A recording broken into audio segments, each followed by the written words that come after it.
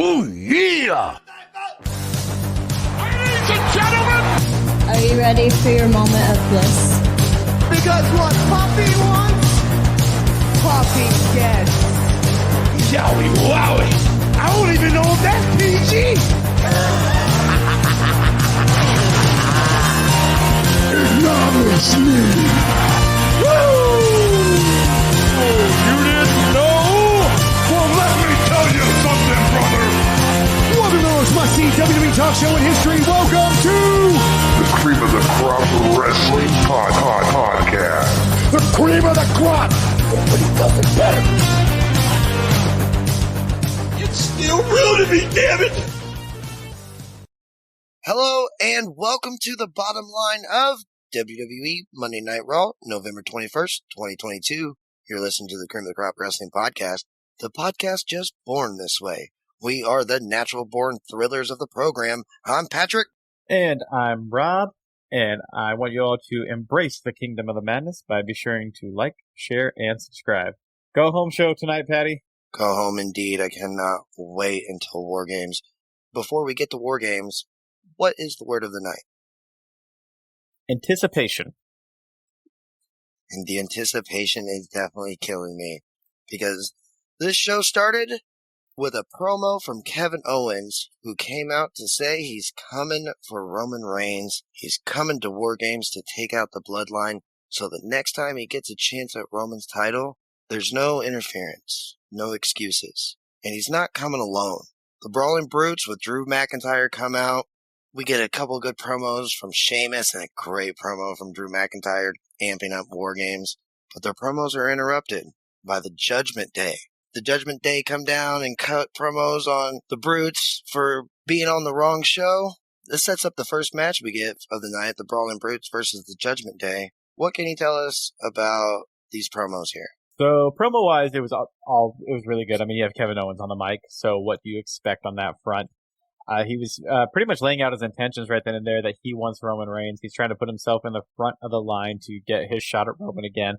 I personally kind of hope Sheamus is first, and then Kevin can go after, but we'll talk about that in due time. The Brutes do come out with Drew McIntyre in a very Shield-like entrance, so I don't know if there was a knock there, or that was kind of a nod to what was going on, or if it was to show that they're from SmackDown and they're quote-unquote invading Raw. So I'm not really sure how they wanted to do that one. Judgment Day come out, so this is actually what I wanted to talk about first. So I know on paper Finn Balor is the leader of the Judgment Day. But hear me out. Rhea came out in the middle of the group. Rhea spoke first. The way she carries herself, and the way they all three kind of follow her, does Rhea really stick out to you as the leader and the biggest star of that group right now? Absolutely. Oh man. Absolutely. Like when I watch her, I get such China vibes, but China vibes with someone that can talk.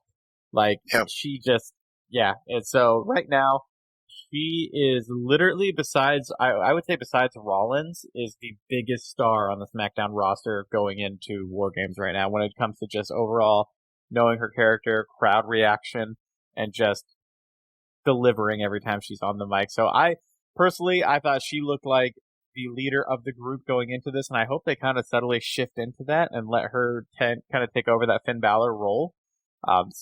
But yeah, no, it's good promo. Set up the fun match, get a little bit of interpromotional match. It's Survivor Series season, so get a little bit of Vince action in there. So 6-man tag, get the Brutes and the Judgment Day. Bring it on. Well, let's talk about the first match of the night, which was the Brawling Brutes versus the Judgment Day. Kevin Owens joins commentary, and Drew McIntyre stands at ringside. Priest and Finn traded tags, softening up the Brutes for Dominic, and Dominic would want to come in every time to pick the bones, you could say, of the Brutes. And each time the Brutes would end up coming back and hitting Dominic with a big move, and Dominic would immediately tag back out. So I love the cowardly heel that Dominic's playing here. Judgment Day tried to isolate Ridge and Butch, and Sheamus would eventually get the hot tag, and Dominic tried to run away up the ramp, only for the OC to come down and stop him. And this ends with Sheamus finishing off Dominic Mysterio in the ring with a pro kick for the win. Give us your thoughts about this match. This was a fun opener. This was like a very standard WWE crowd pop kind of thing. I'm so with you on Dominic. He plays this role so well. Like, he just really goes out there and he's like, only tag me in when the advantage is his. And then he always, in reality, he messes it up the majority of the time, every time. So, but it was just one of those matches that a few things happened in this one that I really liked. And I'm going to give you a little history lesson here on the end as well. So, talk about the match first. Great crowd pop. Those six guys can all put on a great match. They went out there, they did their thing. There was one spot especially I loved. It was near the end. We're going to do 20 beats of the batter as opposed to 10. And Sheamus tried to pull down Dom's vest, but it didn't really work, but he still went at it. And I felt like, I don't know if Dom was selling or if Dom was really just like, hey, man, if I'm really hurting. But by about 12 or 13 is when he was starting to crumble and just slowly falling down the ropes under the apron. But there was also a crowd chant, too, of Who's Your Daddy? And the camera doesn't really catch it, but you just look at Rhea, and Rhea's just, like, pointing to herself, being like, I'm his daddy. So, I love that. She's so good. So now I want to talk about the one thing that happened at the end. So near the end of the match, the OC comes out, especially when Dom is trying to run away from Sheamus up the aisle. Then the OC's music hits, and he can't do that. He can't do that. And so they come out there, and this so much is reminding me of my favorite era of Monday Night Raw. We are getting near the end of 97 into 98. And little known fact, the 1997 Survivor Series, which is most famously known for the Montreal Screwjob, we're going to skip that part. It was actually called Gang Warfare, because during that time, you had the Nation of Domination, you had the Los Boricuas, you had the Apocalypse of Disciples going on at the time, the Generation X was there, the Hart Foundation was also existing. So those are 5 factions right there that were all on top of their game. And there was a lot of inner combining of what was going on. And that's what we have going on right now, because you have Brawling Brutes going out there doing their thing, having a match with the Judgment Day, then the OC interjects themselves in, and just so much going on and so much crossing paths, which can just lead to so many more match opportunities and storyline opportunities down the road. And so it is very exciting to see all of these different superstars intertwining in different ways that we really haven't seen before. And it's just given me nostalgia vibes, and I'm loving it. And so this whole segment was great. Well, let's move on to our next match. But before the match, we see Johnny Gargano backstage, and Kathy Kelly catches up to stop him and ask him some questions. And Johnny tells us he's got a rematch with The Miz, and he was only helping out an old friend in Dexter Lumis, who he has a mutual understanding with, not to get involved in each other's matches. I think this is some key foreshadowing storytelling here. You want to say, you got any thoughts before we get to the match? I'm actually kind of curious on when he says that. It makes me feel like, is he gonna turn on Dexter? I don't know. I'm over the storyline by 100%. Like, I'm really excited for Saturday because I'm kind of done with the storyline. But him saying something like that makes me more intrigued to see how it's gonna end. Like, is Gargano gonna interject and, let Lumis help him win? Or is that Gargano giving us a little hint that he may turn over to the dark side, and maybe the Miz used that money he owes Lumis and paid Gargano. I think it's genuine what he's saying here. I think he means, okay. Dexter's not going to get involved in his match with the Miz, and Gargano's not going to get involved in Dexter's match with the Miz. So they've got a mutual understanding, is what he says. But my thoughts are, the Miz takes it too far and pushes Gargano over the edge, and Gargano interjects in Dexter's Lumis, not necessarily to disrespect Dexter, but, he's trying to take care of business with the Miz in some sort of way. Sorry, but Dexter, you're a bystander. And I don't know. That makes it a little bit more interesting as well, especially if you're going to tease a love triangle, you could say, going on here, and have these all three of these guys at each other's throats, or at least Dexter Lumis at the Miz's and Johnny Gargano's throats.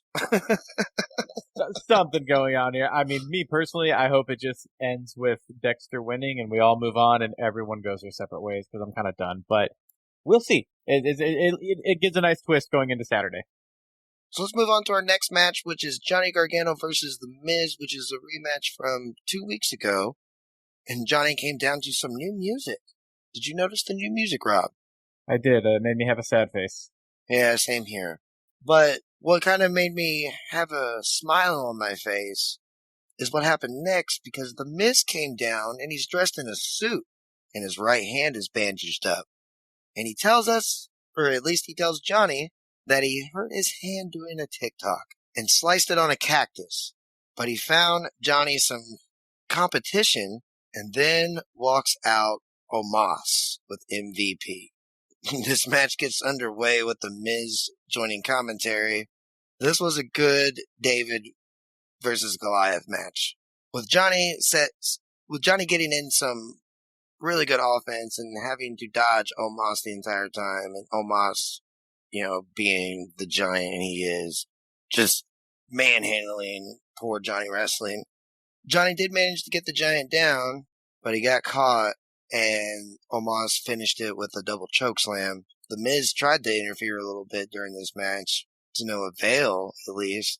But did you ever really believe Johnny Wrestling was going to beat Omos? I did not. This was not a chance in this one, unfortunately, which does make me sad. So I understand there's a size difference. So like Gargano losing this match, as much as I want him to win, it doesn't hurt him because he fought Omos, and Omos is a giant human being. So no one looks at that and goes, Johnny's going to win.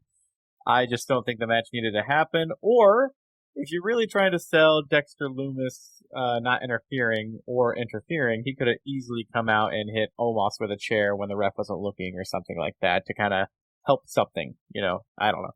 I was trying to make this segment better than it was. I don't know. I always love when a heel, because right now this is very Ted DiBiase going to get Andre the Giant and help him beat Hulk Hogan vibes. And that's what it was. And it was great. So I love The Miz going and finding him an opponent and finding this giant human being that's just going to destroy Johnny, and he did. Omos needs to... Either Omos is going to be a bigger star, and so let's give him these wins and against credible opponents, or he's not going to be, and you don't need a guy like Johnny Gargano taking a loss today. I'm conflicted because I would rather see this matchup than see Omos pick apart some local talent. I also agree. See, this is where I'm in the catch-22 on this one. This is I think a weird booking decision for both guys. But like you said, I think that's exactly, you nailed it right on the head. It's a good callback to DiBiase and Andre. It's great. Well, let's move on, because after learning there will be a triple threat for the U.S. Championship at Survivor Series between Seth Rollins, Bobby Lashley, and Austin Theory, we are joined by Seth Rollins via satellite, and we get a great promo from Seth, who tells us that he asked for this match because he's got a bone to pick with both gentlemen, and he vows to still be United States champion after Survivor Series. We then see Austin Theory was watching that promo, and he says Bobby Lashley and Seth Rollins better pay attention to what he's about to do to Mustafa Ali. What do you want to tell us about this promo, Rob? So we can't give an accurate rating on Seth's suit because we could only see it from about the lapels on up. So hopefully he wears it another time and we'll give it a rating. But don't fear, fans. Do not fear. Because Seth's background, I do want to give a 10 out of 10. He had this very 90s grade school photo background going on. I absolutely loved it. I loved it. You're right. So good. Green and purple. Yeah. So all in on that, absolutely. So 10 out of 10 on the background. I loved the promo from Seth Rollins. The only thing I didn't know what to do with is he's getting such a babyface reaction, but yet he's still pulling off the heel promo, and it's not like the cool heel promo, it's the very annoying laugh, evil heel promo kind of going on.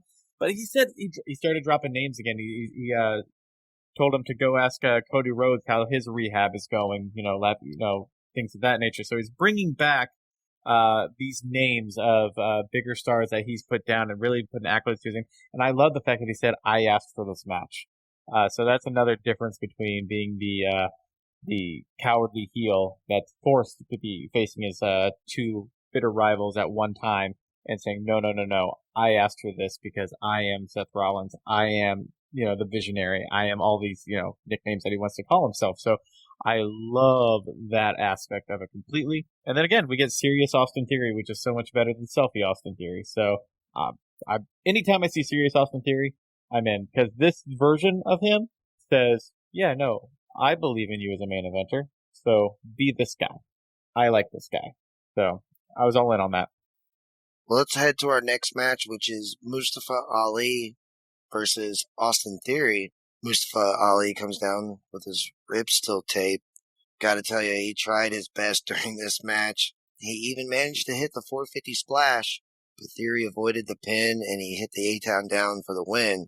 Not much Mustafa Ali could do with his ribs being a giant target. The best thing is what happens after the match, because then Bobby Lashley appears on the Titantron, and he tells Austin Theory to stay right where he is, and he comes out and we get a promo between these two, which turns into a brawl. Theory hits Bobby with a chair, and that just pisses Lashley off. Theory runs away, and the Almighty chases after him. They get backstage, and Mustafa Ali is just sitting there in a chair being attended to by a medical official. And Theory grabs him and just tosses him into Bobby Lashley. And Mustafa is like, what the hell? And pushes Lashley. And then Bobby drags Mustafa Ali out to the ramp and beats the hell out of him, ending it with a hurt lock. Poor Mustafa Ali. He is getting the shit beat out of him these past few weeks. What do you have to say about that? So, do you play the GM mode on WWE 2K22? Of course I do. Okay. So when you have a wrestler that's at like stamina level 17 and they're like, hey man, I'm kind of hurt. Can you give me a couple weeks off? And you're like, no, I need you in this TLC match. I need you in this TLC match. That's what I feel like they're doing to Mustafa Ali right now. Oh man. The dude has had hurt ribs and he just had a great match with Ricochet on SmackDown. And this Theory match was unnecessary. Like, I liked it. That's fine. It was a good match. You could have picked anyone else, but they're like, hey, Mustafa, we're going to pick you. Like, I know you're hurt, but we need you to go. And that's what it feels like. It feels like when you ask a guy on 2K who's got no stamina and put him in this cage match, and of course he's going to get hurt. The match was fine. Nothing spectacular. It just made Theory look like even more of a star. Like, he put over Mustafa pretty quickly. After the match, Bobby had a much better promo this week than he did last week. He's really good, straight to the point, and just let Theory know that, hey, you're stupid. I'm gonna beat the hell out of you. I'm gonna come out here, and that's what he's gonna do. Also love him no selling the chair shot. Made him look like even more of a monster. And then when they get to the back, and back to Mustafa, do you remember the 2018 Royal Rumble where Heath Slater came out? And Heath Slater was getting beat up by everyone on his way to the ring. And he drew like number 4 or something like that. And he just kept getting beat up on his way to the ring. And he could never get into the ring. He could never get finally into the match, yeah. and then Sheamus comes down at like number 10 and throws him in the ring. And as soon as Sheamus throws him in the ring, Heath gets up and then eliminates Sheamus immediately, that kind of thing. It was a great pop. But I feel like that moment of Heath Slater is what Mustafa is right now, where all the dude is trying to do is just wrestle matches, and then he's in the back just trying to get taped up and taken care of. And he just keeps getting beat up by guys all around him. Like, the poor dude, man.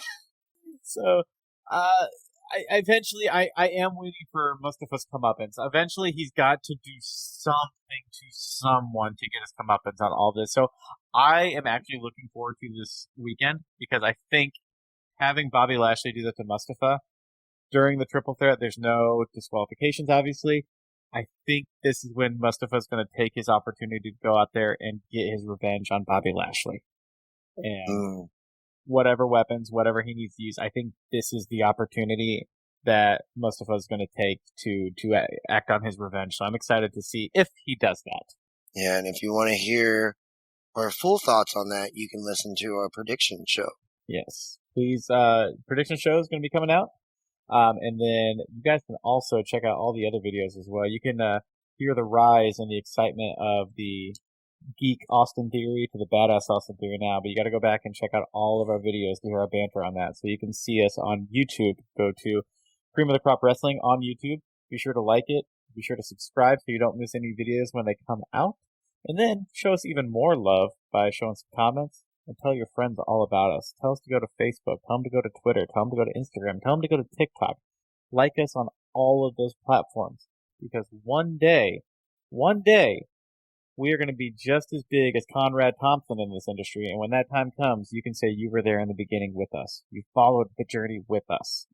So please, take the time, hit pause, go do all of that, and then come back in here and listen to the rest of the show. Let's get back to our program with our next matchup, which is Chad Gable and Otis versus Elias and Matt Riddle. The match gets underway with the Alpha Academy trying to isolate Matt Riddle and prevent the tag. Riddle eventually does get the tag, and it looks like Riddle and Elias have actually been practicing because they trade tags and use teamwork maneuvers like an assisted Proton. And Elias and Matt Riddle get the win after a finisher combo. What do you think about this match, Rob? So this is my least favorite thing happening on Monday Night Raw right now, and this match was fantastic. I thoroughly enjoyed it. I kind of groaned when it was going to happen, but as I watched it, I always remember all four of these guys can work so well together, and they're super entertaining. I'm wrong. This is going to be fun.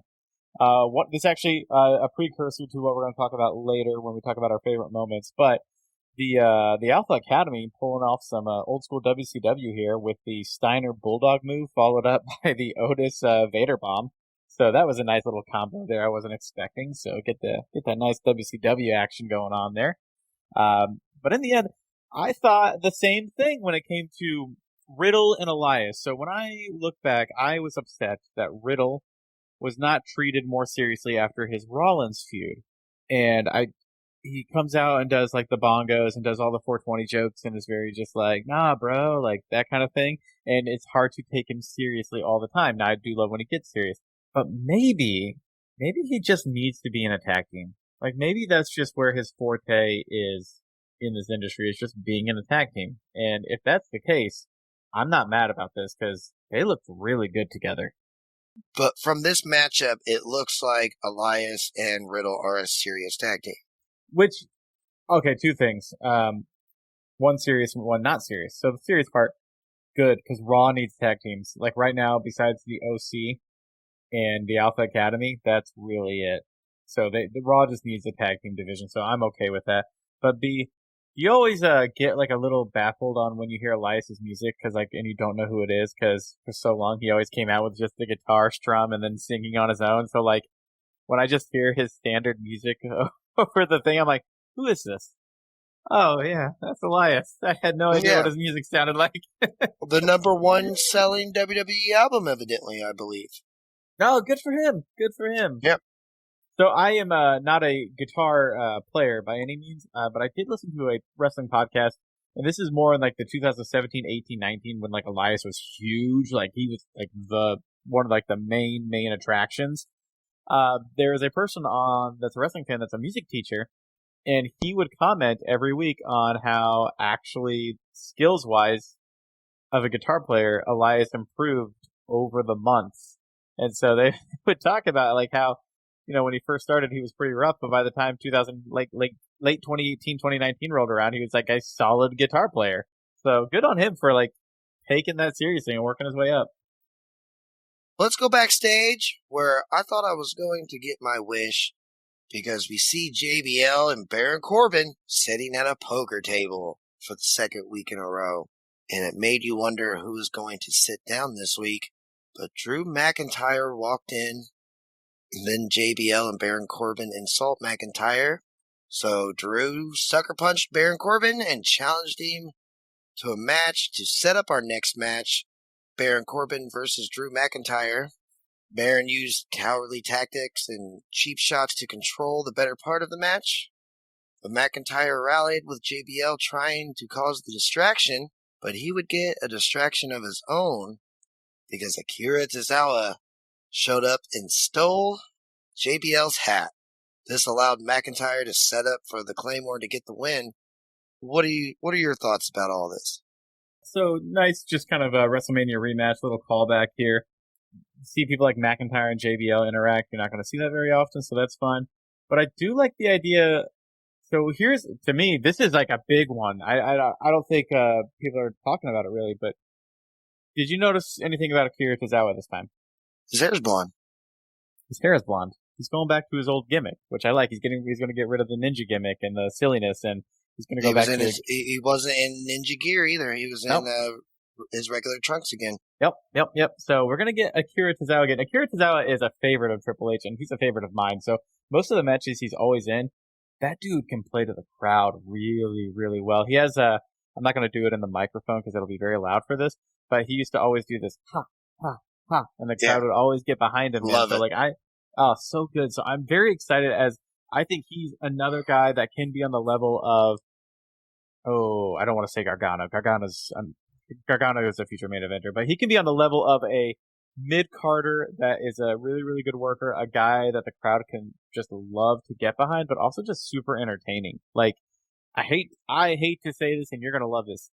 He, in my head, could be the next R-Truth, where, no, I mean, you laugh, but R-Truth had a run from like 2010 to like 2013 where R-Truth was on the upper mid-card to the top of the card.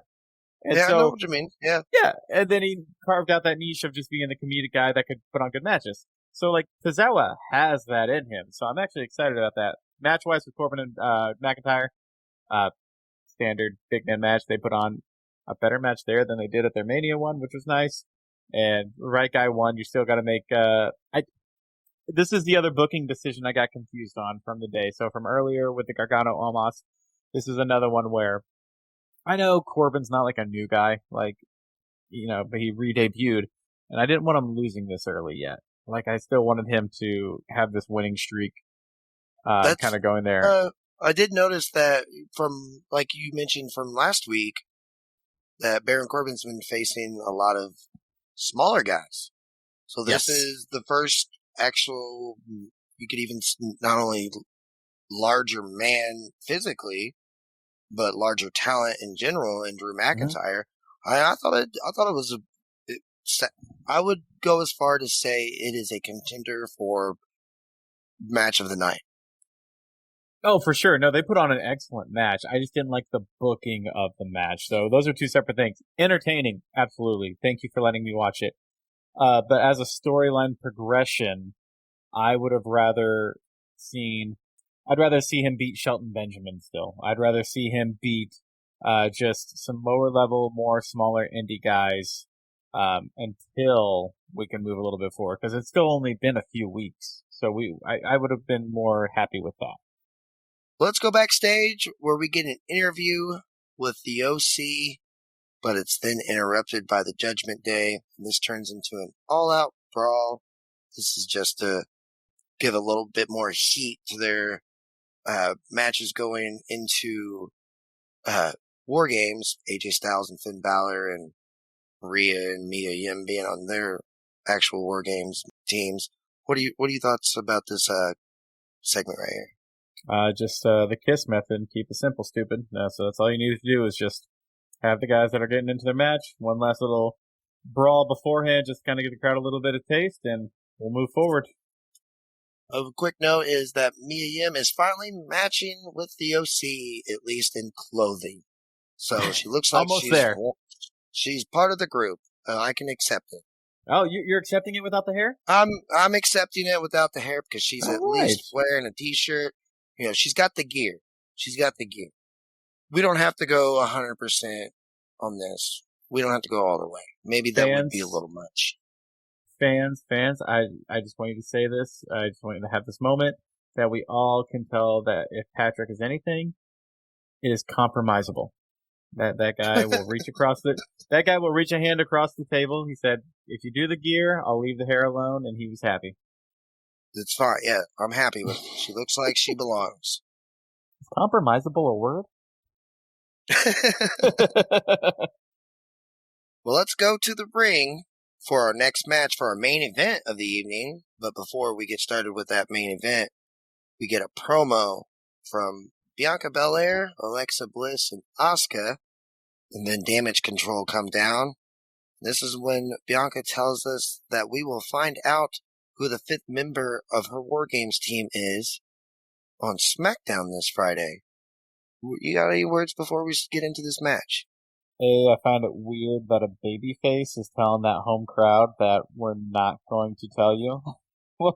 I thought that was a really weird decision on their part because they instantly booed her. That was I think odd. it gets sticky when you get these networks have their hands in the pots like this. Yes. Because it's probably a star that SmackDown. Fox is like, we want this star to be on SmackDown. Right. And we all know, in my opinion, who the prediction is going to be. I fully anticipate it being Sasha Banks because I think this is her time to return. It's at Boston Garden. And then add on top of it, SmackDown needs a babyface star. Right now, they really are lacking on women's star power. So I am all in that this is Sasha Banks. I'm 99% convinced it is Sasha Banks as well. Who else would it be? Like you said, it's in Boston. Well, let's move on to our next match, which is Asuka versus Rhea Ripley for the War Games Advantage. Rob, do you want to tell them what the War Games Advantage is?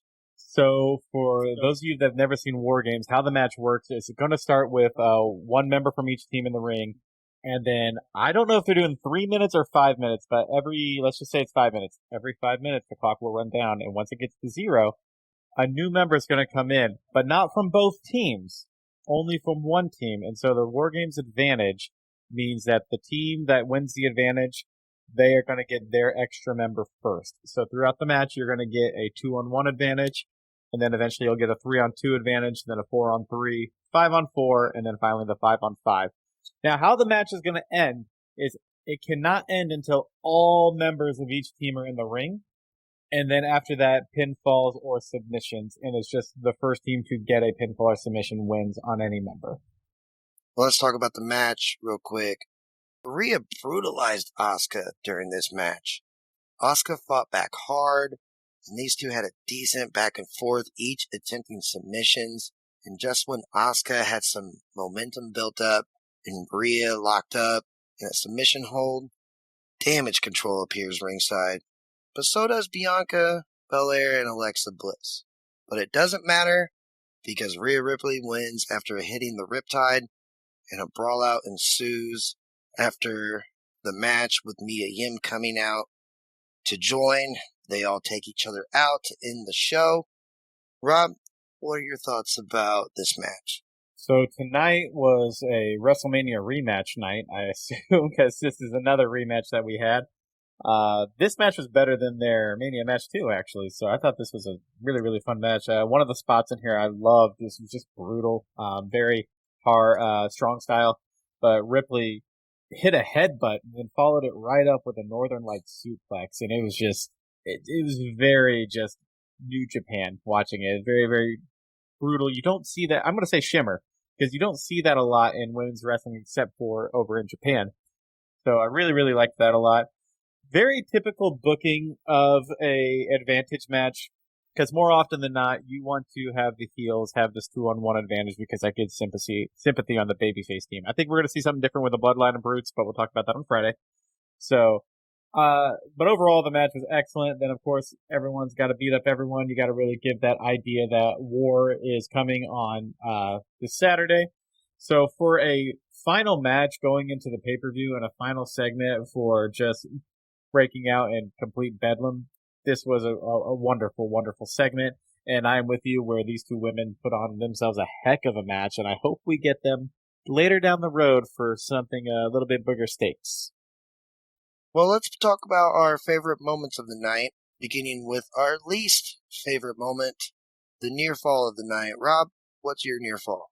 My near fall of the night was the Gargano Omos match, however you want to say it. Yeah, just nothing about that was really tantalizing to me. I'm over the feud in general. I didn't like the booking decision. in general of having Omos and Gargano fight. It just, everything about it was very bleh. The match was entertaining. It was okay, but I agree with you. I don't like the booking of this match. The only thing that I really enjoyed about it was The Miz. I loved his reactions and his commentary about during this match. His reaction when Omos comes out is priceless. It's very cheesy actor, Miz, and I love it. But I'm going to have to agree with you and name it as my near fall as well. Were there any crazy moves you've seen during this show? What is your bump of the night? So there was not really anything that stood out to me like it did on this past SmackDown. This to me, I was feeling very nostalgic tonight. So it actually was that combination of the Alpha Academy. So they hit the Bulldog from the top rope like the Steiners did, and then Otis follows it right up with a Vader bomb. And I was like, yeah, man, give me that 90, give me that 91, 92 WCW feels right now. So I'm going to go with that one. I enjoyed it. I'm actually going to just go with one of my favorite moves, and for the fact that it was just a good spot for that move, and that's Kevin Owens giving Finn Balor the stunner. Oh, fantastic. Could I ask you a question about that? Go ahead. So there are two types of selling of the stunner. There's the one where you just completely fall down and you act dead to the world, or there's the one that Finn did, where Finn like grabbed his throat and was like kicking and like it just like, which do you prefer? Talking about just like almost overselling the move. Which style do you prefer, where you're completely knocked out and just gone, or the Finn where he's like grabbing his throat and like kicking around like he's just in severe pain, not knocked out?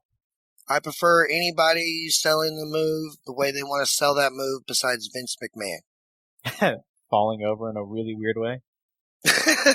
Yeah. That's, as long as it's not that, I'm okay. Everyone here just go YouTube Linda McMahon taking the stunner, and then yeah, we'll talk about that later.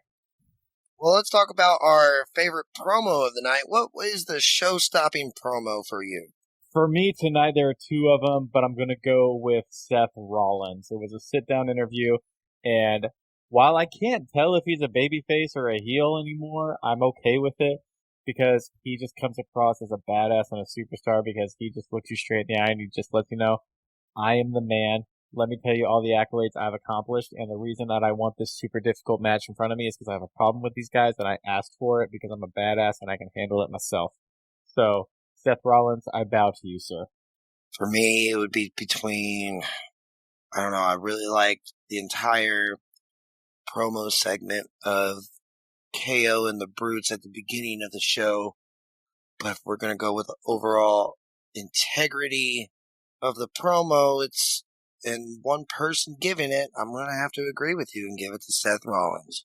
As I said, Kevin was my other one, especially him on commentary was excellent too. I love that. In case anyone's wondering, be sure to watch Raw with subtitles on, because anytime they say the word bro kick, it comes across as bro kick, like something Matt Riddle would do. So I love it. And what was your favorite match of the night? What is your barn burner? There were three good ones tonight, so there's not really a bad choice on this one. So I am actually going to go with just the one that I was into the most, and so you can really pick. So you can pick the opener if you want to, between the Brutes and the Judgment Day. If you want to pick Corbin and McIntyre, I'm not mad. Or if you want to pick the main event between Rhea and Asuka, I'm not mad. Me personally, my enjoyment level was all on the Brutes and the Judgment Day, and had everything to do with the Sheamus and Dom interaction. I thought that was so good on both parts. It definitely, all three of those matches are contenders for match of the night, and all three are the right answer. I give it to Asuka and Rhea for the main event. I really like it when a main event has high implications, and this actually was the storyline, the implication of the match. I give it to Asuka and Rhea. Well, ladies and gentlemen, that's our program. You can show us some love with a like, leave us a comment, and give us a subscribe. Be sure to follow us on Facebook and TikTok. All of our content can be seen on YouTube, and you can listen to our podcast on Spotify, iHeartRadio, and Amazon Podcast. Until the next episode, I'm Patrick. And I'm Rob. And we thank you for listening to Cream of the Crop Wrestling. Good night. Thank you for listening to Cream of the Crop Wrestling. You can embrace the madness by finding us on Facebook at facebook.com/Cream of the Crop Wrestling. Follow us on Twitter at Cream of the Crop W. Subscribe to our YouTube channel by typing Cream of the Crop Wrestling in the search bar. Have fun with us on TikTok at Cream of the Crop Wrestling. And you can always find full episodes of the podcast wherever podcasts are found. Nothing means nothing. Nothing means nothing. What do you mean by that? More, I'm talking about all the way to the top, yeah. Unjustifiably in a position that I'd rather not be in. But the cream will rise to the top, oh yeah. You know that I'm the cream of the crop. The cream of the crop. Nobody does it better. Oh yeah.